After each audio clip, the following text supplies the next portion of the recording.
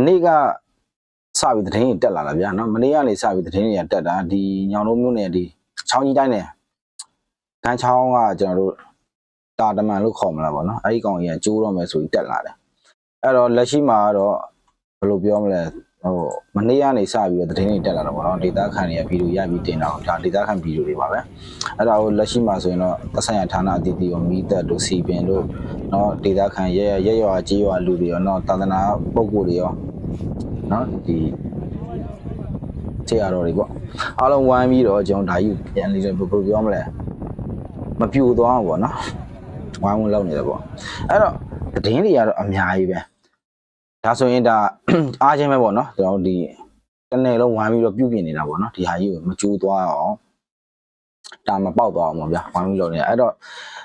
ဒီကိစ္စမှာကျွန်တော်တို့ဒါရန်ကုန်ထိရေကြီးနိုင်တယ်ရန်ကုန်ထိရေကြီးနိုင်တယ်ပေါ့နော်ဒါကြီးကကျိုးသွားခဲ့ရန်ကုန်ထိရေကြီးနိုင်တယ်ဆိုပြီးတော့သတင်းတွေအများကြီးထွက်တယ်ပေါ့နော်ဟိုဟုတ်တာတွေမဟုတ်တာတွေပေါ့နော်ဒါပေမဲ့လက်ရှိမှာတော့စိုးရင်စရာတော့မရှိတော့ဘူးဂန်းချောင်းကတာကြီးကကျိုးသွားရင်ကျွန်တော်ဒါညောင်လုံးမြို့နယ်မှာနော် AR တိုင်းညောင်လုံးမြို့နယ်ဟိုအထက်ဘက်ကိုပြောတာမဟုတ် AR တိုင်းညောင်လုံးမြို့နယ်ဒါကြီးကျိုးသွားရင်ကျွန်တော်ရန်ကုန်ထိရေကြီးနိုင်ဆိုတော့လုံးဝမဟုတ်ပါဘူးသို့ပေမဲ့ကျွန်တော်တို့ဒီညောင်တုံးရေကာတာကြီးကျိုးသွားမယ်ဆိုရင်ကျွန်တော်တို့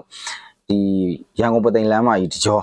ရေမြုပ်နိုင်ပါတယ်အဲ့ဒါကဟိုရှောက်ပြောတာတော့မဟုတ်ပါဘူးဘာကြောင့်လဲ1990မှာဒီညောင်လုံးရေကာတာကြီးကျိုးဘူးပါတယ်နှစ်ကြိမ်ကျိုးဘူးပါတယ်ဒေသခံတွေနော်ကျွန်တော်တို့မမီတော့1991ဆိုကျွန်တော်မွေးသေးဘူးနော်1990ခုဆိုရင်တော့ကျွန်တော်မွေးသွားပြီကျွန်တော်3နှစ်အရွယ်လောက်ရှိနေပြီပေါ့အေးပေါ့နော်4နှစ်လောက်ရှိမှာအဲ့တော့ကျွန်တော်ပြောမယ်ကျိုးခဲ့ဘူးတယ်နော်1990မှာနော်ဒီညောင်လုံးရေကာတာနှစ်ကြိမ်ကျိုးခဲ့ဘူးပါတယ်ဒေသခံတွေသိမှာပါအဲ့ဒီဒေသခံတွေကျွန်တော်တို့အသက်40 50တန်းဆိုကောင်းကောင်းသိတယ်နော်60 90ဆိုပိုတော့သိသေးတာပေါ့အဲ့တော့ရန်ကုန်ထိလုံးဝမရောက်ပါဘူးအဲ့လောက်ကြီးလည်းစိုးရင်စရာမရှိပါဘူးဒါပေမဲ့ဖြစ်ပေါ်လာတဲ့ခါကျရင်တော့ကျွန်တော်တို့ဒီရန်ကုန်ပသိမ်လမ်းမကြီးတကြောရေလွှမ်းမိုးနိုင်ပါတယ်နောက်ပြီးတော့ဘာကြောင့်လဲဆိုတော့သူကတက်ရည်နဲ့ပေါ့စုံလို့ပေါ့ဗျာနော်ဒီပန်းလိုက်မြင်ရတဲ့ရေတိုးလာမယ်ဒီကလည်းကျိုးတဲ့နေနေဆိုတော့တေချာပေါက်ကိုဒီလိုင်းသားအထိပေါ့ဗျာနော်တေချာပေါက်လိုင်းသားအထိတော့ပါသွားလိမ့်မယ်ဒါအကြီးကျယ်တော့မဟုတ်ဘူးဆိုရင်ဟိုလက်ရှိကတော့ပြဿနာမရှိတော့နော်ကျွန်တော်ဟိုစိုးရင်စရာဖြစ်အောင်ပူပန်နေအောင်ဆိုပြီးတော့ဟို fake တွေပြောနေတာမဟုတ်ဘူးเนาะဒီဟိုအမှားကြီးတွေပြောနေတာမဟုတ်ဘူးနောက်6လန့်ပြီးတော့ပြောနေတာမဟုတ်ဘူးမဟုတ်တဲ့ဟာဟုတ်ပါတယ်ဆိုကျွန်တော်ပြောနေတာမဟုတ်ဘူးလက်ရှိမှာထိန်းလိုက်နိုင်ပြီပေါ့เนาะကျွန်တော်သက်ဆိုင်ရာဌာနရှိတဲ့တာဝန်ရှိပုဂ္ဂိုလ်တွေအကုန်လုံးဒီထဲမှာရောက်နေပါပြီเนาะတာဝန်ရှိပုဂ္ဂိုလ်တွေလည်းကျွန်တော်မြင်ရတယ်ရက်ရွာဒေသခံတွေလူတွေလည်းကျွန်တော်မြင်ရတယ်เนาะဆရာတော်တွေလည်းမနေဘူးဒါဆိုရင်တာဝန်ရှိတဲ့ပုဂ္ဂိုလ်တွေလူကြီးတွေပေါ့ဗျာเนาะဒီဌာနဆိုင်ရာအသီးသီးအကုန်လုံးရောက်နေပါပြီဆက်ရန်တရားတွေနဲ့အကုန်လုံးကဝိုင်းဝန်းတော့ဟိုတော့တစ်ခါလုံးမဖြစ်ရအောင်ပေါ့ဗျာအားလုံးကဝိုင်းပြီးလုပ်နေပါတယ်ဒါပေမဲ့ကျွန်တော်ပြောချင်တာကကျိုးခဲ့ဘူးပါတယ်ကျွန်တော်တို့ဒီပသိမ်ရန်ကုန်လမ်းမကြီးမှာတကြောပေါ့နော်ဘေးရွာတွေမြုပ်ခဲ့ဘူးတယ်လေကားတွေတောင်းတဲ့ချီပျက်စီးခဲ့ဘူးတယ်ကျွဲနွားတွေထောင်ပေါင်းများစွာတည်ခဲ့ဘူးပါတယ်လူအသေးပြောက်တော့ကျွန်တော်နဲပါတယ်ဟိုဘာကြောင့်လဲဆိုတော့ဟိုအလုံးအကျွေးမဟုတ်ခဲ့တဲ့ခါကျအသေးပြောက်တော့ရှိတာပေါ့နော်ဒါပေမဲ့ဆိုးဝါးတော့မဖြစ်ခဲ့ဘူးဒါပေမဲ့စီးပွားရေးဆုံးရှုံးမှုတအားများခဲ့တယ်ပေါ့နော်အဲ့ဒီချိန်ဆိုရန်ကုန်ဒီပသိမ်လမ်းမကြီးက main line ဖြစ်နေတော့ကျွန်တော်တို့ဒီကုန်စင်းစင်းမှုတွေတော့မှရဲတစ်ပတ်လောက်ပိတ်ဆို့သွားတယ်ဒါတွေကိုခင်ဗျားတို့ဟိုဒီနေကန်တွေကောင်းကောင်းသိမှာပါနော်ကျွန်တော်တို့အရွယ်တော့မမိဘူးဗျဒါပေမဲ့မိဘတွေပြန်မေးလို့ရပါတယ်ကျွန်တော်ဘာကြောင့်သိလဲဆိုတော့ကျွန်တော်ငယ်ကကျွန်တော်မိဘတွေကကြုံခဲ့တော့အဲ့ဒီနေရာမှာပဲနေထိုင်ခဲ့တဲ့ခါကျတော့လေမိဘတွေကကျွန်တော်တို့ပြောပြတာဒါရေးဘယ်နှခုနှစ်တော့ဖြစ်ခဲ့တယ်ဒါပေမဲ့ကိုကမကြုံဘူးတော့မွေးအောင်မွေးသေးတာဟုတ်အခုကနေလန်းကလာကျွန်တော်ကြုံရပြီဆိုတော့လေကြုံရပြီဆိုတော့ဒီလိုခြေနေကိုကျွန်တော်မြင်ရဆိုတော့ဟောဒါတကယ်ဖြစ်ခဲ့တာပဲအမိပြောတော့မှမှားဘူးပေါ့နော်အဲ့တော့ကျွန်တော်တို့ဒီလှိုင်းတရားဆိုရင်မြို့တစ်စတဲ့ကစားပဲရှိသေးတယ်အဲ့တော့ဒီလမ်းမဆက်သွယ်ရေးပိတ်ဆို့ကုန်တယ်ဟိုအလုံးစုံပဲဘာလို့ကျွန်တော်လှိုင်းတရားညောင်တုံးလမ်းပသိမ်လမ်းမကြီးဘေးပါဟုတ်ဒီလိုဘေးဘက်မှာဆိုတော့နှိမ့်တယ်ညောင်တုံးလမ်းမကြီးမြင့်တယ်ညောင်တုံးဒီပသိမ်ရန်ကုန်လမ်းမကြီးမြင့်တယ်ပေါ့ဗျာနော်မြင့်တော့အဲ့ဘက်မှာကျွန်တော်တို့ကဒီလူတွေတလိပ်ဆန်အဆုံအဲ့ဒီ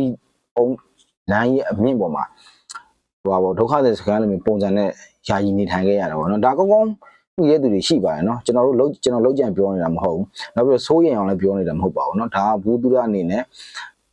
ဟိုသိရှိအောင်ကြော်ပြပြခြင်းဖြစ်ပါတယ်တကယ်လည်းဖြစ်ခဲ့ပါတယ်